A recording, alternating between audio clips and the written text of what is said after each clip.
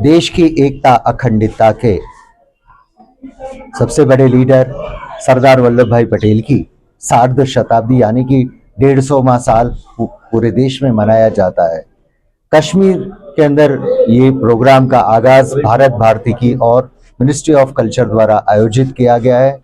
सरदार ने किस तरह से देश को जोड़ा, देश के नौजवानों में सरदार का वही पैगाम और एकात्मकता की जो बात है, उसी को लेके मैं उनकी कर्म भूमि अहमदाबाद से आया हूं और बच्चों के साथ संवाद करने का मुझे मौका मिला। कश्मीर के बच्चों में जो टैलेंट है, जो सरदार ने एकात्मकता की परिकल्पना की थी, वही परिकल्पना को भारत भारती के माध्यम से साकार कर रहे हैं। और यहाँ के बच्चों से संवाद करके मुझे बेहद खुशी हुई कि उनका जो टैलेंट है वो सही राह पे चल रहा है।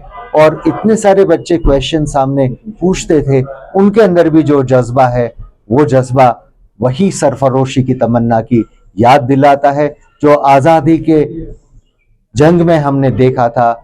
और ये देश को एक करने के लिए, देश की एकात्मकता के लिए हमारे बच्चे भी वही मिशन पे चल रहे हैं। कि जो बात थी, सरदार की खूबी ये थी कि वो अपने विरोधियों की भी सभा में जाके बैठते थे, उनसे संवाद करते थे। सूर संवाद की जो बात है, और वही मिशन के साथ आज आप देखें, जम्मू से श्रीनगर का डायरेक्ट ट्रेन आया, ट्रेन के माध्यम से लोगों का कैसे कांटेक्ट होगा और वही जुड़ाव पूरे देश के साथ एक दूसरे से कनेक्ट करेगा। और सरदार ने जो एकात्मकता की परिकल्पना की थी, अगर सरदार न होते, सरदार को पूरी सत्ता दी गई होती, तो कश्मीर में आज जो कोई भी समस्या है वो इतनी सारी समस्या न बड़ी होती। सरदार ने जिस तरह से प्रजामंडल की मूवमेंट को 1935 से गियर अप किया था, अगर सरदार ने जम्मू और कश्मीर में प्रजामंडल की मूवमेंट को सपोर्ट नहीं किया होता तो शायद एक अलग ही इतिहास होता। और जिस तरह से सरदार पटेल ने क्विक एक्शंस लिए थे, इस वजह से आज कश्मीर वो भारत का एक अभिन्न अंग बन पाया है। एकता के लिए हमें सूर संवाद करना होगा और वही सूर संवाद में से सूर मिलाप होगा।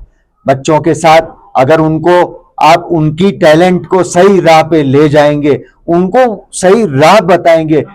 सरकार पूरी कोशिश करती है, बहुत सारी स्कीम्स आती है, मगर ग्राउंड लेवल पर उसका इम्प्लीमेंटेशन मैंने यहां पर देखा है। और कश्मीर के बच्चों के अंदर जो पोटेंशियल है, वो देख के मुझे ये लगता है कि हमारे देश का भविष्य बहुत ही उज्जवल है।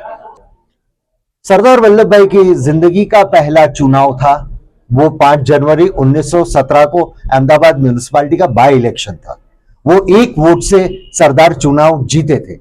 एक वोट की क्या ताकत है, एक वोट अगर सरदार को नहीं मिला होता तो सरदार ने शुरू को ही नेशनल कॉलेज में वो आगे बढ़ते, राष्ट्रीय शिक्षा की नीति को वो आगे बढ़ाते, मगर हमें बैरिस्टर वल्लभ भाई में से सरदार वल्लभ भाई पटेल न मिलते।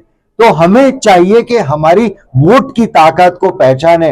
अगर हम हमारी वोट की ताकत, हम सबसे पहला वोटिंग के दिन हमारा सबसे पहला वोट क्यों ना हो। अगर सरदार को श्रद्धांजलि देनी है तो आप वोटिंग कीजिए, और यही वोटिंग आपकी ताकत बनेगा और आप चाहोगे वही सरकार ला पाओगे, क्योंकि हमको कॉन्स्टिट्यूशन ने राइट्स दिए हैं। सामने हमारी ड्यूटी भी, अगर हमारे पास वोटिंग राइट है तो हमारी ड्यूटी यह है कि हम सबसे पहला हमारा वोटिंग राइट है उसको इस्तेमाल करें और नागरिक धर्म निभाएं।